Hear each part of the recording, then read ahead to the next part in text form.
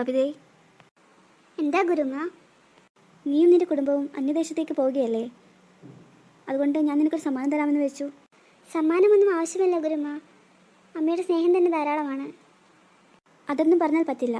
നീ എനിക്കെൻ്റെ മകളെ പോലെ തന്നെയാണ്. അതുകൊണ്ട് ഞാൻ തരുന്ന സമ്മാനം നീ സ്വീകരിച്ചേ മതിയാകൂ. ശരി അമ്മേ. ഈ 3 മോതിരങ്ങളാണ് ഞാൻ നിനക്കായി നൽകുന്ന സമ്മാനം.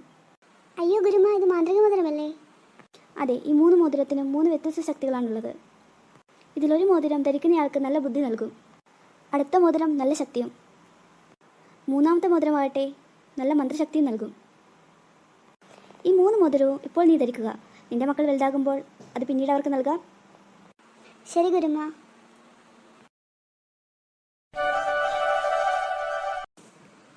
മക്കളെ രവി, രഘു, രാജീവ്, ഞാൻ ഇന്ന് നിങ്ങൾ 3 ആൾക്കും എൻ്റെ മാന്ത്രിക മോതിരം സമ്മാനമായി നൽകാൻ പോവുകയാണ്. രവി, മോർണിംഗ് വാ. എന്താ അമ്മേ? നിനക്ക് ഞാൻ ബുദ്ധിശക്തിയുടെ മാന്ത്രിക മോതിരമാണ് നൽകാൻ പോകുന്നത്. മോൻ അതിനെതിരെ അഭിപ്രായമൊന്നുമില്ലല്ലോ? ഏയ് ഇല്ലമ്മേ, എനിക്ക് എതിരഭിപ്രായമൊന്നുമില്ല. ശരി, മോൻ പോയിരുന്നോളൂ. രഘു, ഇനി മോൻ വാ. ഇതാ വന്നമ്മേ. മോൻ ഞാൻ തരാൻ പോകുന്നത് ശക്തിയുടെ മോതിരമാണ്. മോനും എതിരഭിപ്രായമൊന്നുമില്ലല്ലോ അല്ലേ? ഏയ് ഇല്ലമ്മേ. എന്നാൽ രാജീവ്, ഇനി നീ വാ. രാജീവ്, നീ എൻ്റെ ഏറ്റവും ഇളയ മകനാണ്. അതുകൊണ്ട് തന്നെ ഏറ്റവും ശക്തിയുള്ള മോതിരം ഞാൻ നിനക്കാണ് നൽകുന്നത്. നിന്റെ മോതിരത്തിന് നിന്നെ വലിയൊരു മന്ത്രവാദിയാക്കാൻ സാധിക്കും. ഹായ്, എനിക്ക് വളരെ സന്തോഷമേ. നിങ്ങൾ 3 ആളും നിങ്ങളുടെ മോതിരത്തിനെ നല്ലോണം സൂക്ഷിക്കുക. അതിനെ ആരും ദുരുപയോഗം ചെയ്യാൻ പാടില്ല, കേട്ടല്ലോ? എൻ്റെ ഗുരുമ എനിക്ക് വർഷങ്ങൾക്ക് മുൻപ് സമ്മാനമായി നൽകിയ മോതിരങ്ങളാണിവ. അതുകൊണ്ട് തന്നെ എൻ്റെ മക്കളും ഈ മോതിരത്തെ നല്ലോണം സൂക്ഷിക്കുമെന്ന് ഞാൻ വിശ്വസിക്കുന്നു. ഞങ്ങൾ നല്ലോണം സൂക്ഷിച്ചോളാം അമ്മേ. അതെ അമ്മേ, ഈ മോതിരത്തിന് ഞങ്ങൾ നല്ല കാര്യങ്ങൾക്ക് മാത്രമേ ഉപയോഗിക്കൂ.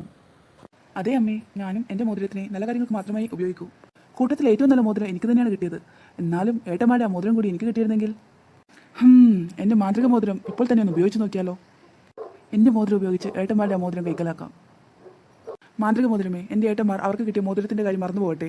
ആ 2 മോതിരവും എൻ്റെ കയ്യിൽ ഇപ്പോൾ തന്നെ കിട്ടണം. രവി മോനെ കണ്ടിട്ട് എത്ര ദിവസമായി? മോന് സുഖമല്ലേ? ആ അമ്മ, സുഖായിരിക്കുന്നു. അല്ല, മോൻ്റെ കയ്യിൽ മോതിരം എവിടെ? ഏത് മോതിരം? എൻ്റെ കയ്യിൽ മോതിരമൊന്നുമില്ലല്ലോ. മോനെ, നീ തമാശ കളിക്കല്ലേ? ആ മന്ത്രമോതിരം എവിടെ? അതിന് മന്ത്രമോതിരം അമ്മയുടെ കയ്യിലല്ലേ? അമ്മ എനിക്ക് മന്ത്രമോതിരം ഒന്നും തന്നിട്ടില്ലല്ലോ. എന്ത്? ഞാൻ കഴിഞ്ഞ പ്രാവശ്യം നിങ്ങൾക്ക് 3 ആൾക്കും കൂടിയിട്ടല്ലേ മോതിരം തന്നെ? മോതിരം തന്നോ? അമ്മ എന്തൊക്കെയാ പറയുന്നേ? എന്തോ പ്രശ്നമുണ്ടല്ലോ. മോനെ, നീ ഒരു കാര്യം ചെയ്യ്, വാ നമുക്ക് രഘുവിൻ്റെ വീട്ടിലൊന്ന് പോവാം. ശരി അമ്മേ, ഞാനിപ്പോ തന്നെ വരാം. ഇതെന്താ അമ്മയും ചേട്ടനൊരു മുന്നറിയിപ്പില്ലാതെ വന്നേ? മോന്റെ കയ്യിൽ മോതിരം കാണുന്നില്ലല്ലോ. ഏത് മോതിരമാണമ്മേ? അറിയില്ല രഘു. അമ്മ എന്നോട് വന്നിട്ട് ചോദിച്ചു മോതിരം എവിടെയെന്ന്. അല്ല, അപ്പൊ നിങ്ങൾ കാര്യമായിട്ട് തന്നെയാണ് പറയുന്നത് നിങ്ങളുടെ കയ്യിൽ മോതിരം ഇല്ലാന്ന്? അതെ അമ്മ, എത്ര പ്രാവശ്യമായി പറയുന്നു എന്റെ കയ്യിൽ മോതിരം ഇല്ലാന്ന്. എന്റെ കയ്യിലില്ലമ്മേ. അമ്മ ഏത് മോതിരത്തിന്റെ കാര്യമാണ് പറയുന്നത്? മക്കളെ, എന്റെ ഗുരുമ്മ എനിക്ക് തന്ന മാന്ത്രിക മോതിരമില്ലേ, അതിന്റെ കാര്യമാണ് ഞാൻ പറയുന്നത്.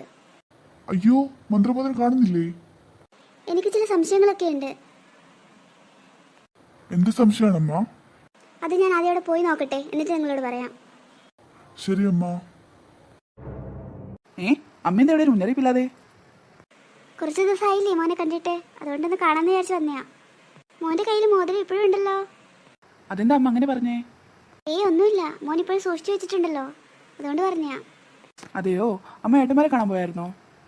ഇല്ല മോനെ, പിന്നെ ഒരു ദിവസം പോകണം. എന്നാ മോനെ ഇവിടെ ഇരിക്കേ, അമ്മ ഈ വീട് മോന് വൃത്തിയാക്കി തരാം.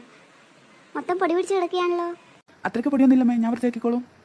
വേണ്ട മോനെ, ഞാൻ വൃത്തിയാക്കിക്കോളാം. മോനെ അവിടെ ഇരിക്കേ. ഇത് തന്നെ പറ്റിയ സമയം.